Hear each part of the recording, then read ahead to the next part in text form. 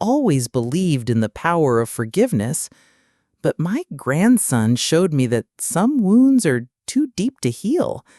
He pushed me into a lake and laughed as I was drowning, as if I were just part of some cruel prank. He thought I would beg for help. He didn't know I was ready to drown to teach him a lesson, and that lesson cost him everything.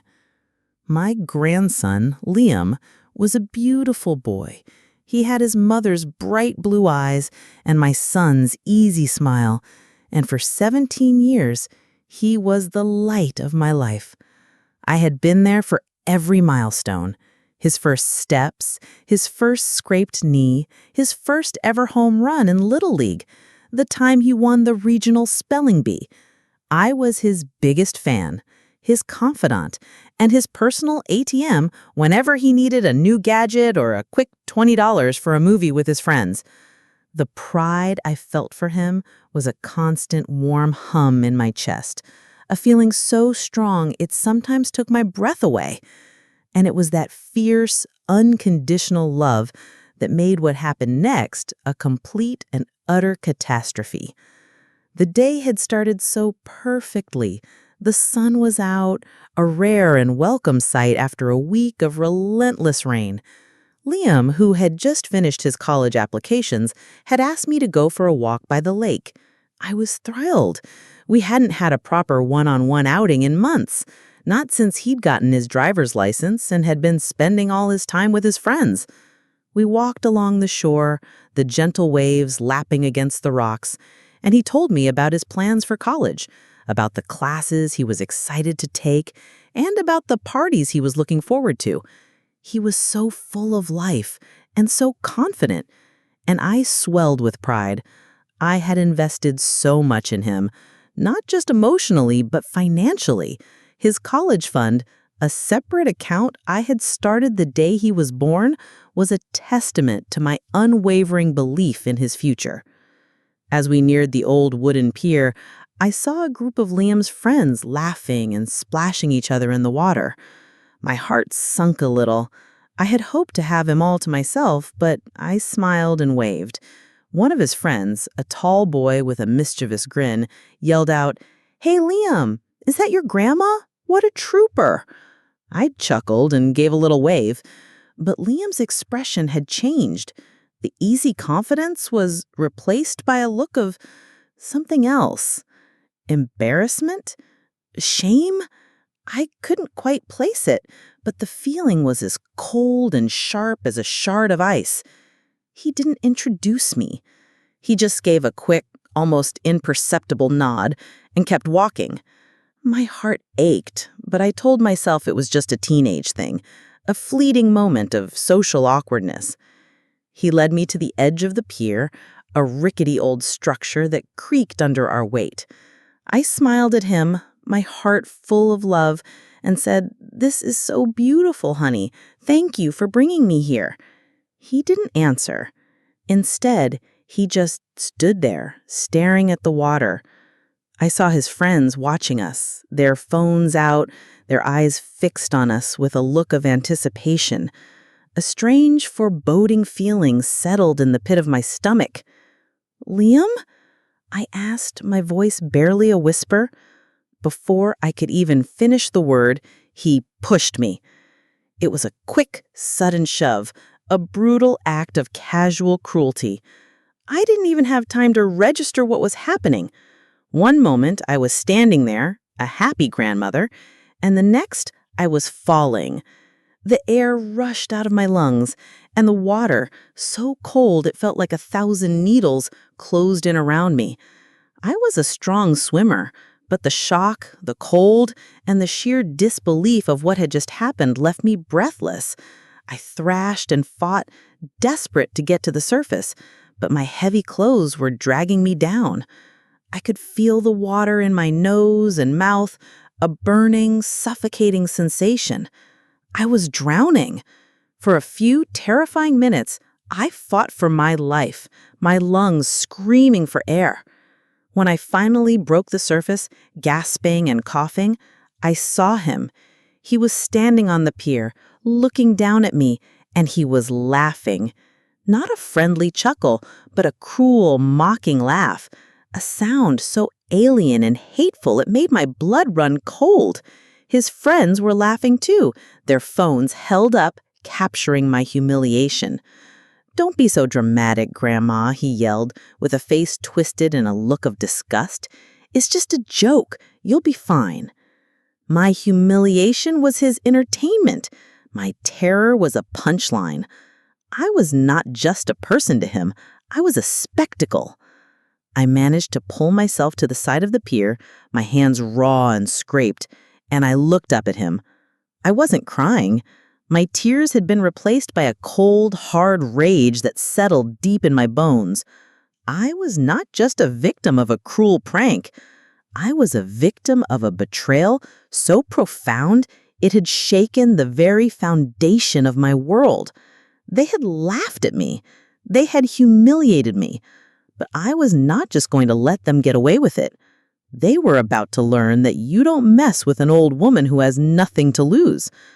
I have a feeling what happens next is even more shocking. This is the culmination.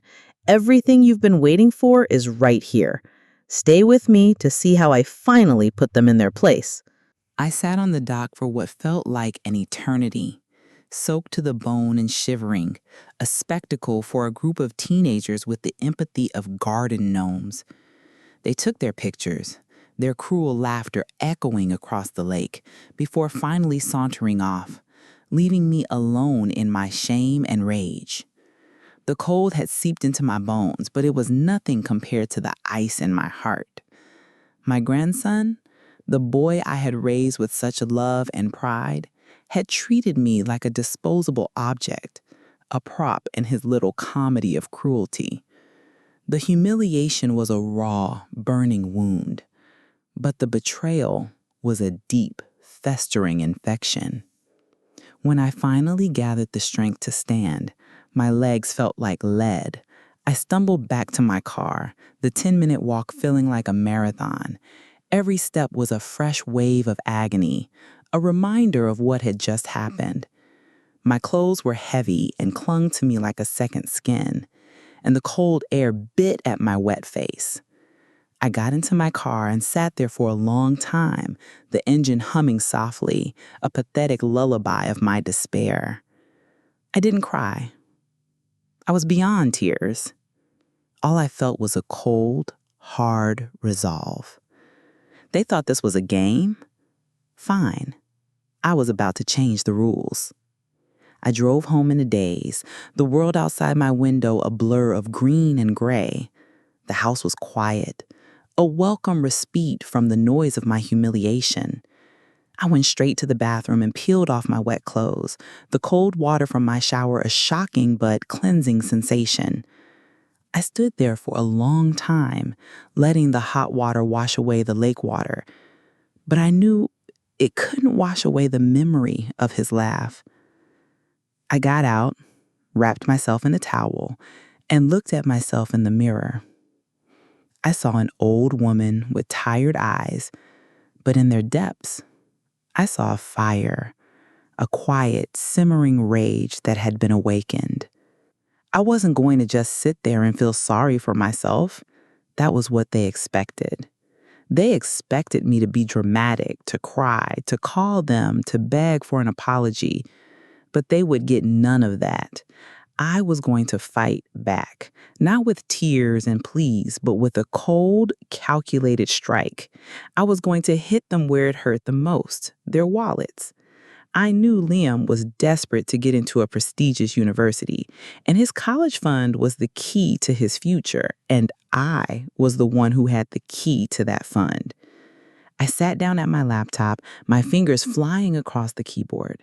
I found the online banking portal for the university fund, a special account I had set up with the highest security.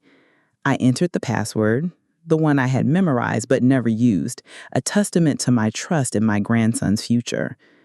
I saw the balance, a substantial amount that represented a lifetime of savings and sacrifice.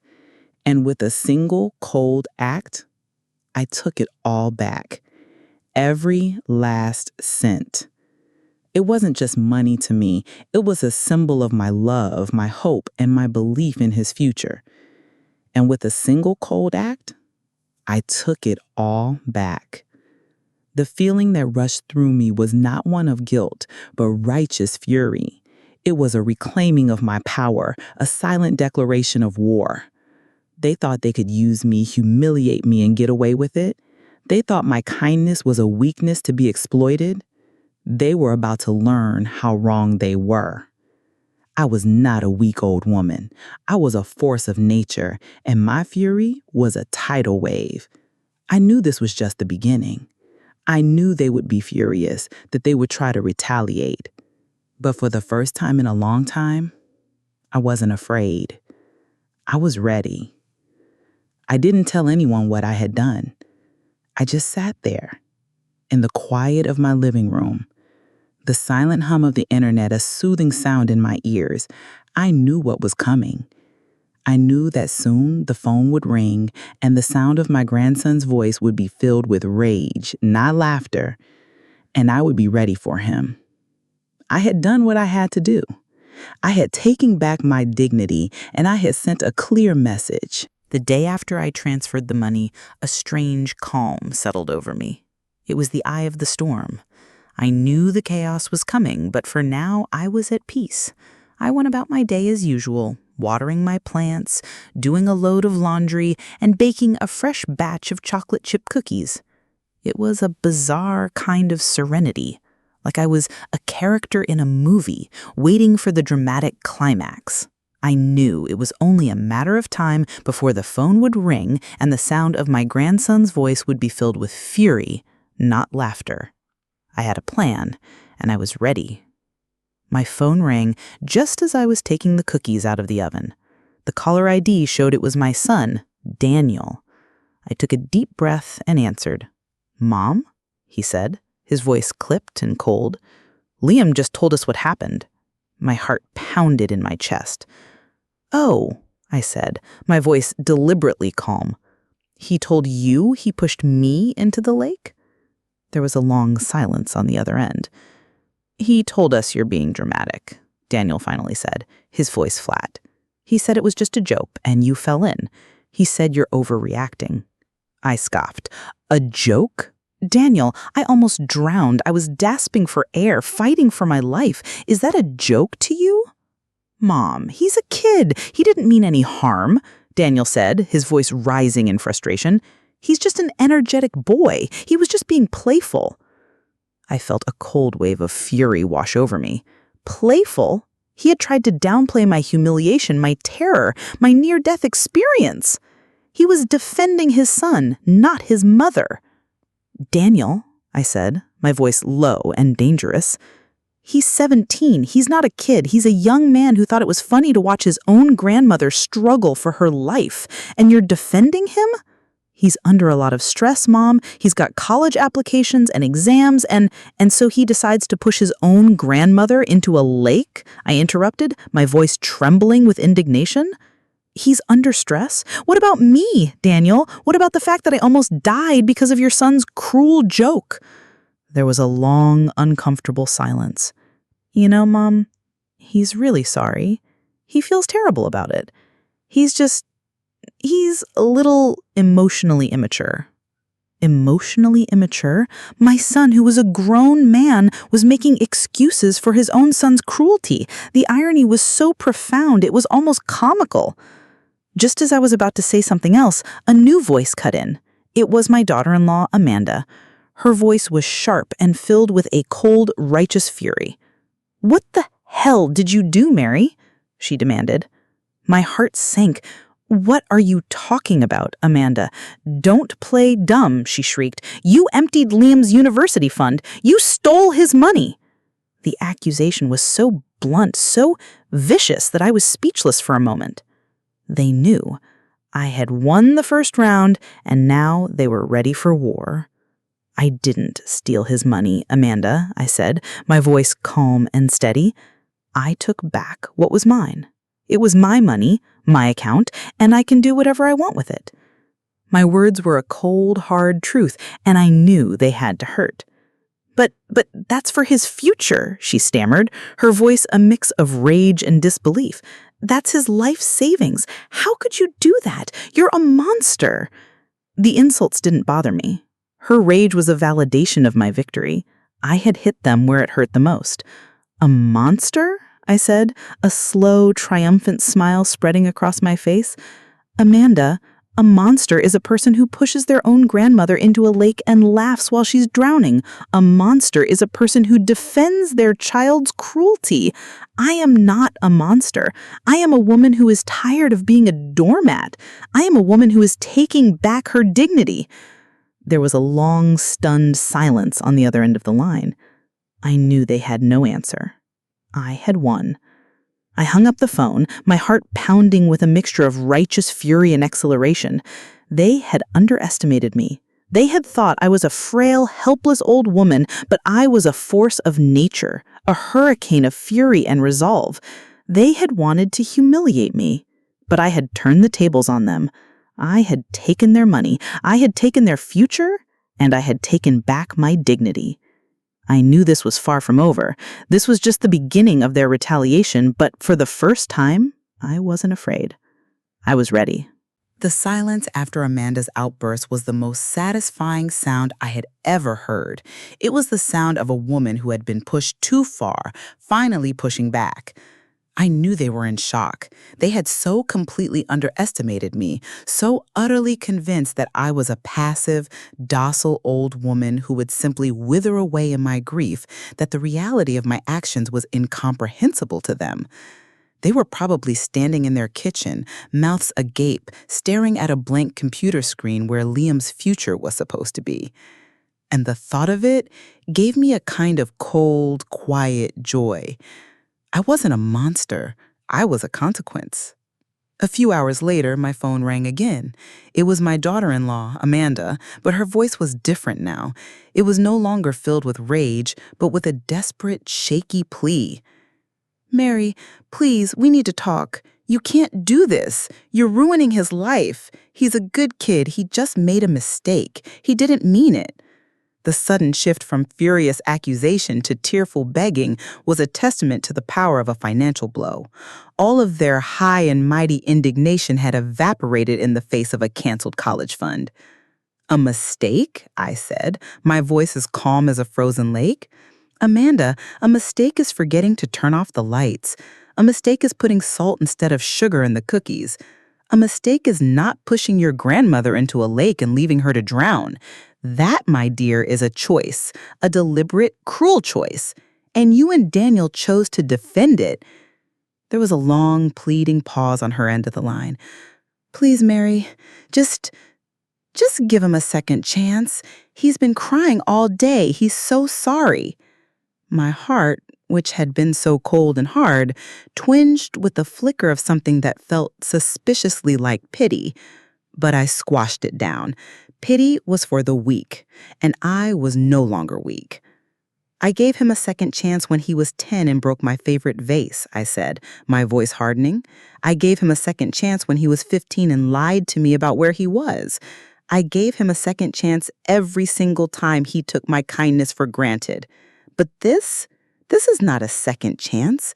This is a lesson, a painful, expensive lesson, and he needs to learn it." There was a long, defeated sigh on the other end of the line. "But what about his university? What's he going to do?" she asked, her voice sounding raw and broken. "That, my dear," I said, "is a question you should have asked yourself before he pushed me into the lake." I hung up the phone. I knew this was far from over. I had won the battle, but the war was still raging. But for the first time, I felt confident. They had thrown their best punches, humiliation, betrayal, and a smear campaign, and I had not only survived them, but I had hit back harder. I was no longer just a victim, I was an adversary. I knew they would try something else. I knew they would try to get their money back, to turn my own family against me, to ruin my life in the same way they believed I had ruined theirs. But I was ready. I had taken back my dignity, and I had sent a clear message. You don't mess with an old woman who has nothing to lose. The emotional whiplash of Amanda's pleading phone call left me feeling both exhausted and exhilarated. They had tried everything, from humiliation to silent treatment, and now, finally, the desperate plea. It was a victory, but a hollow one. The money was just a tool. The real prize was my dignity, and that was something they couldn't buy back. I knew their desperation would only escalate. They wouldn't give up so easily. Liam's future, as they saw it, was on the line, and they would fight for it with every ounce of their entitled being. Sure enough, the next day, a new strategy was launched. The phone call stopped, but the public relations campaign began. My Facebook Messenger and Instagram DMs started buzzing with messages from old friends and acquaintances. They weren't angry messages, but rather a more insidious form of attack. They were filled with concern, with phrases like, "I'm so worried about you, Mary. Are you feeling okay?" And, "Amanda told me you're having a difficult time. I hope you're getting the help you need." It was a classic smear campaign, painting me as a frail, unstable woman who had lost her mind.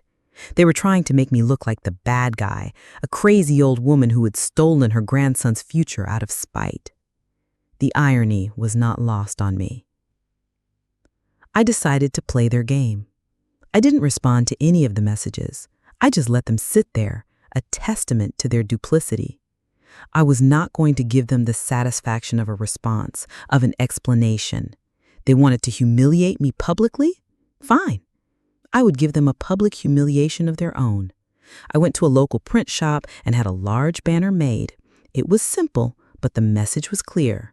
Do not confuse kindness for weakness. My love is not a piggy bank. I hung it on the front of my house, a silent, powerful declaration of war. The reactions were immediate. My neighbors, who had seen me as the sweet, cookie-baking old lady, now saw me as a woman with a secret, a woman who was not to be trifled with. They waved at me, their eyes filled with a newfound respect. My sister, who had always been a quiet observer, called me, her voice filled with admiration. "Mary, I saw the sign. That's a good one. I'm so proud of you." Her words were a balm to my soul, a reminder that I had allies in this war. But the most important victory was yet to come. One day, a few weeks after the banner went up, I received a notification on my phone. It was an email from the university Liam was so desperate to get into. The subject line was, "Urgent update regarding your grandson's application." My heart pounded in my chest. I opened the email with trembling fingers, my eyes scanning the words. The university had received a complaint about Liam's character, a complaint that detailed his actions at the lake and the subsequent emotional abuse he and his parents had inflicted on me. The complaint also mentioned that they had launched an investigation and that Liam's acceptance was being put on hold pending the outcome. I didn't know who sent the complaint. A friend? A neighbor? A stranger who had heard the story? I didn't care. What mattered was that justice was finally being served.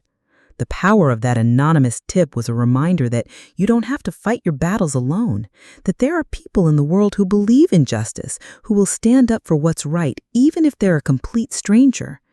It was a victory not just for me, but for every person who had ever been silenced, who had ever felt invisible. I knew this was far from over. This was a turning point, a culmination of all my pain and suffering. Everything you've been waiting for is right here. The anonymous tip to the university was a game changer. It was the moment the battle moved from a personal one to a public one, a testament to the power of a single, unseen hand. I knew my life would never be the same. The phone calls from my son and daughter-in-law stopped completely, replaced by a cold, hard silence that was more terrifying than any of their insults. I knew they were in a state of utter panic. Their perfect little life, their perfect little son, and their perfect little plan for his future were all unraveling right before their eyes. The thought gave me a grim kind of satisfaction. I decided to use this newfound power to my advantage. I wasn't just going to sit back and wait for them to crumble. I was going to push them. I went to a local coffee shop, a place I knew Liam and his friends frequented, and I sat there, sipping my latte, looking like a perfectly normal, innocent old lady. And I was. I was just a woman who had been wronged, and I was not afraid to let the world know. I knew it was only a matter of time before one of them would see me and tell Liam. And when they did, I would be ready. I would be the living, breathing ghost of his past, a constant reminder of what he had done and what he had lost. Sure enough, a few hours later, I saw a familiar face. It was one of Liam's friends, a tall, lanky boy with a shock of red hair. He saw me, and his face went pale. He gave me a quick, nervous nod and hurried away, his eyes darting from me to the door. I knew he was going to tell Liam. And I was right. A few minutes later, my phone rang. It was Liam. His voice was not filled with fury this time. It was filled with a chilling, unsettling calm. "Grandma?" he said. "Why are you at my coffee shop?" "It's a free country, Liam," I said, my voice as calm as a summer lake. "I can go wherever I want." "Don't play games with me," he said, his voice hardening. "You're trying to mess with my life." "I'm not messing with your life, Liam," I said. "You did that all on your own. I'm just here to remind you of the consequences of your actions." The conversation was short and tense, but I knew I had won. I had shaken him. I had broken through his wall of entitlement and his casual cruelty. He had seen me not as a grandmother he could push into a lake, but as a force he could not control. I knew he would go back to his parents and tell them what had happened. And I knew they would be terrified. They had thought I was a frail, helpless old woman, but I was a woman with a plan, a woman with a purpose.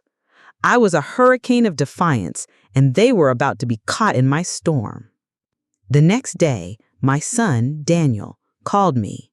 His voice was filled with a cold, simmering rage. "Mom, what are you doing?" he demanded. "Are you stalking my son? Are you trying to ruin his life?" "I'm not stalking your son, Daniel. I'm living my life. And as for ruining his life, he did that all on his own. I'm just here to remind him of the consequences of his actions." There was a long, stunned silence on the other end of the line. "Mom, this is insane," he finally said, his voice a little softer. "You're punishing him for a mistake. A mistake that almost cost me my life, Daniel. A mistake that you defended. You have no right to judge me. You had a chance to stand up for me, and you chose to stand up for him. And now you're going to have to live with the consequences of your choice." I hung up. I knew this was far from over. This was a battle for their very souls, and I was going to fight it with every ounce of my being. I had taken their money, I had taken their pride, and now I was going to take their peace of mind.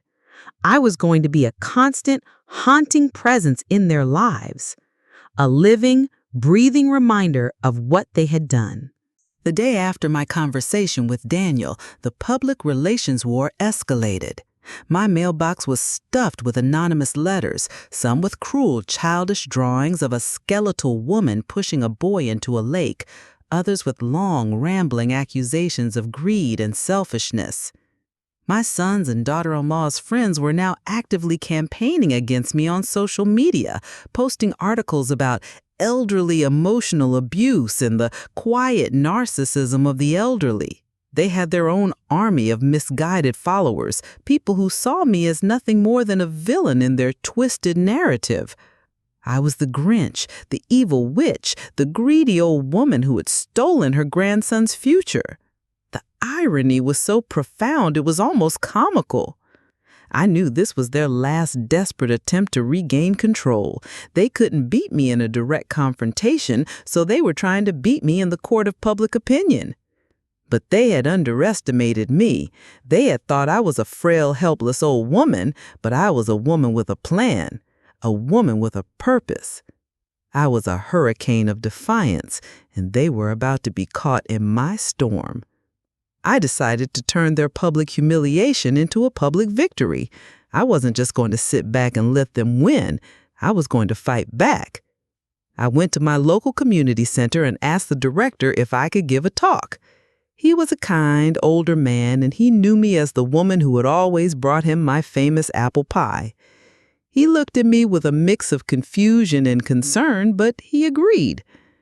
I decided to give a talk on finding your voice in a noisy world. The title was a little cheesy, I admit, but it was catchy, and most importantly, it was all mine.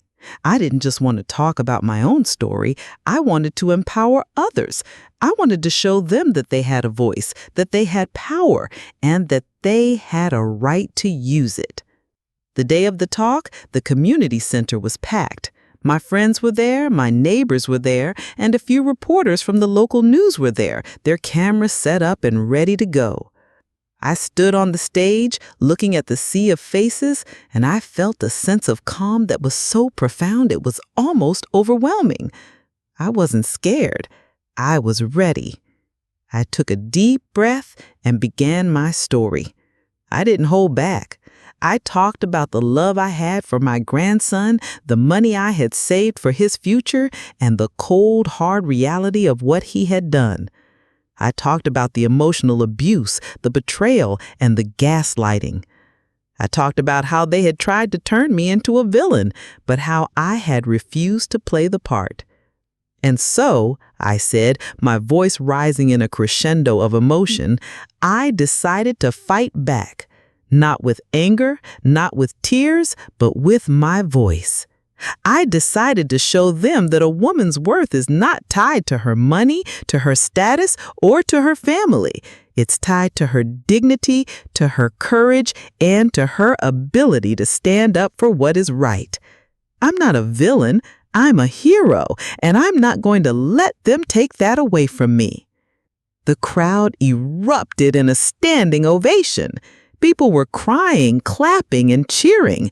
My heart was pounding in my chest, and I felt a surge of energy so powerful it felt like I could fly. I had done it. I had turned my pain into a purpose, my humiliation into a triumph. I knew this was far from over. This was a battle for their very souls, and I was going to fight it with every ounce of my being. The next day, my son and his wife, Daniel and Amanda, called me. Their voices were not filled with rage or pleading, but with a cold, desperate pragmatism. "Mom," Daniel said, his voice flat, "we need to talk. We saw your talk. You've made your point. You've humiliated us. You've ruined Liam's chances at that university. Now let's talk about the money." My heart pounded in my chest. This was it, the final desperate plea for their precious money. I was ready. I wasn't just going to sit back and let them win. I was going to fight back with every ounce of my being. "What about the money, Daniel?" I asked, my voice calm and steady. "It's my money. I can do whatever I want with it." "Mom, this isn't fair," he said, his voice rising in frustration. "You're punishing us for a mistake. We're willing to make things right. We'll apologize. We'll do whatever you want. Just give us the money back." I almost laughed. They were willing to do whatever I wanted, but only if it meant they got what they wanted. The irony was so profound it was almost comical. "Daniel, I don't want your apology. I don't want your promises. I want you to understand something. I'm not punishing you for a mistake. I'm teaching you a lesson, a painful, expensive lesson. You can't just throw people away when they're no longer convenient. You can't just use people and discard them. You can't just humiliate your own mother and expect to get away with it." There was a long, defeated silence on the other end of the line. "Mom, what do you want?" Amanda finally said, her voice a raw, broken whisper. "What do you want us to do?" "I don't want anything from you, Amanda," I said, my voice soft. "I just want you to live with the consequences of your actions. I want you to look at your son and know that his future is gone, not because of me, but because of you. Because you raised a son who thought it was funny to watch his own grandmother drown. And I want you to know that you can't buy back your dignity. You can only earn it." I hung up the phone, and the silence that followed was different than any I had ever known. It was not the silence of abandonment or neglect. It was the silence of victory. The chill that ran down my spine wasn't from the cold evening air, but from the sight on my porch. It wasn't just Daniel and Amanda standing under the porch light, their faces etched with a familiar mixture of desperation and entitlement. This time, they had brought a third person, a tall man in a crisp suit, holding a briefcase. I knew instantly what he was: a hired gun, a professional bully in a $1,000 suit. They had tried emotional warfare, a public smear campaign, and now they were trying to weaponize the law. My heart, which had just begun to feel the warmth of peace, hardened into a rock. The fight was not over. It had just entered a new, more dangerous phase. "Mary, we need to talk," Daniel said, his voice stripped of its usual bravado, a hollow echo of the boy he used to be. The man in the suit stepped forward, his smile as thin as a razor blade. "Mrs. Reynolds, my name is Mr. Henderson. I'm a legal representative for the Miller family." He extended a hand, and I kept mine firmly planted on the doorknob. His eyes scanned me with an almost surgical coldness, as if I were a legal problem to be solved rather than a person. I didn't say a word. I simply looked at Daniel, then at Amanda, and finally at their lawyer. The three of them stood there, a pathetic tableau of a family that had traded their humanity for a legal loophole. Mr. Henderson, unbothered by my silence, launched into his prepared speech. "We believe there's been a misunderstanding. The money in question, the university fund, was established as a gift. Under the law, a completed gift cannot be revoked." He spoke with a condescending tone, as if explaining a basic legal principle to a child. His words were a blur of legal jargon and thinly veiled threats, but the meaning was clear. They thought they had me. They thought they could use the law to strong-arm me into giving back what was rightfully mine. I stood my ground, my posture as straight and unyielding as a flagpole. "Mrs. Reynolds, the emotional distress this has caused the family is considerable," the lawyer continued, his voice taking on a performative sympathy. "Liam's academic future is now in jeopardy. His mental health is suffering. We believe it would be in everyone's best interest if you were to transfer the funds back. We can settle this amicably, or we can proceed with a formal legal claim." He slid a manila folder from his briefcase, a threat in paper form. I could almost hear the triumphant smirk in his voice. They thought they had me cornered. They thought I was just an emotional old woman who would buckle under the weight of a legal threat. They were about to learn how wrong they were. For a moment, I considered just shutting the door on them. But no, that would be an act of cowardice. I had a fight on my hands, and I wasn't going to back down. I took a deep breath, and a cold, calm resolve settled over me. "Mr. Henderson," I said, my voice as steady as a surgeon's hand, "I believe we've not been properly introduced." He raised an eyebrow, a flicker of impatience crossing his face. "I believe I've made our position quite clear. And I believe you've made a fatal error," I replied, a subtle smile playing on my lips.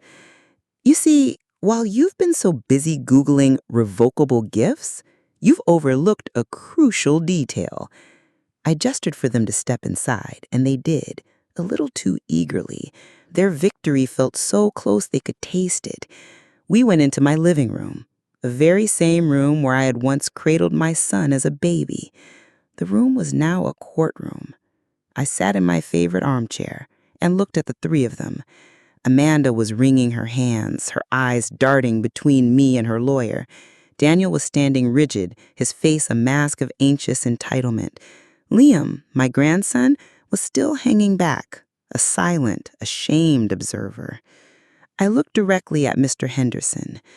"The college fund you're referring to," I said, my voice low and confident, "was not a gift. It was a conditional trust, and the conditions are very clear." The lawyer's professional demeanor faltered for a second, a flicker of uncertainty in his eyes. He had been so confident, so sure of his legal case that he hadn't even considered a detail like that. I had them. The trust was established with a clause that allows me, as the sole trustee, to withdraw funds in the event of what the document defines as egregious and irredeemable misconduct on the part of the beneficiary. I paused, letting the words sink in. Their faces went pale, their mouths hanging slightly agape. And a formal police report of a physical assault and attempted drowning, coupled with photographic evidence of said beneficiary's laughing reaction, falls squarely under that definition, wouldn't you say, Mr. Henderson? I finished, a slow, triumphant smile spreading across my face. The lawyer's composure completely shattered. He looked at me, then at Daniel, then at Amanda. He had been outsmarted, outmaneuvered, and utterly defeated by a woman he had dismissed as a simple problem to be solved. He knew, and they knew, that their case was dead in the water. I had won, but this was just the beginning of their punishment. The emotional battle had been won, but the moral war was just getting started. After the lawyer's abrupt and embarrassed exit, Daniel, Amanda, and Liam stood in my living room, a family in ruins. Their legal loophole had been a dead end, their arrogance a miscalculation. The silence was deafening, a thick, suffocating thing that filled the air. Amanda finally broke the silence, her voice a raw, broken whisper. "You knew," she said, her eyes wide with disbelief. "You knew all along." "Of course I knew," I replied, my voice gentle. "I'm not a fool. I'm just a woman who decided to stop being a victim." They had come to me to demand, to threaten, to bully. They had come to me expecting a surrender. They had gotten a lesson in consequences instead. I looked at Liam, who was still standing with his head bowed, his hands in his pockets. He was no longer a smug boy with a cruel laugh. He was a young man facing the bitter reality of his actions. I finally felt a flicker of the pity I had so sternly suppressed. He was still my grandson, and I still loved him. But my love was no longer a blind, unconditional thing. It was now a powerful force that demanded respect. "Liam," I said, my voice soft but firm, "I want you to go home. I want you to sit with your shame and think about what you have done. And I want you to know that the money is not the real issue here. It's your heart. It's your humanity." He didn't say anything. He just nodded, his shoulders shaking with silent sobs, and walked out the door, his parents following him like two defeated shadows. The victory felt hollow. I had won the battle, but I had lost my family. The silence in the house, once a comfort, now felt like a lonely echo of what had been. I went to bed that night feeling a profound sense of emptiness. I had my dignity, but I was alone. A few days later, a package arrived in the mail. It was a small, tattered box with no return address. I opened it with trembling hands. Inside was a small, beautiful book of poetry and a letter. It was from my daughter, Emily. She had been following my story online, and she had seen my community talk. She had been wrong about me, she wrote. She was so sorry. She was proud of me. She wanted to come and see me. My heart, which I thought had been a fortress, cracked open, and a wave of pure, unadulterated love washed over me. But the real surprise was yet to come. A few days after that, another package arrived. This time it was addressed to me, but the handwriting was a scrawling, unfamiliar thing. I opened it, and my breath caught in my throat. It was an old, well-worn paperback copy of The Old Man and the Sea by Ernest Hemingway. Inside, he had written a short, simple note. "Grandma, I'm so sorry. I'm working at the grocery store now. I'm saving for community college. I'll make you proud."